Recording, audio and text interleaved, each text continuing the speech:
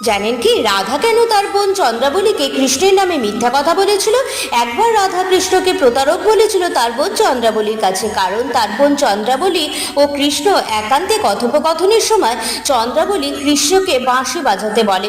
তখন কৃষ্ণ বাঁশি বাজাতে গেলে রাধা দেখতে পেয়ে যায় এবং রাধার খুব রাগ হয়, কারণ ওই বাঁশি একমাত্র রাধার জন্যই কৃষ্ণ বাজায়। তাই রাধা সহ্য করতে না পেরে কৃষ্ণকে হাত ধরে টেনে চন্দ্রাবলীর কাছ থেকে সরিয়ে নিয়ে যায়। দ্বিতীয়বার রাধা বোন চন্দ্রাবলী কৃষ্ণের সাথে একান্তে কথা বলার সময় চন্দ্রাবলী কৃষ্ণের হাত ধরে এবং কৃষ্ণকে ভালোবেসে ফেলে।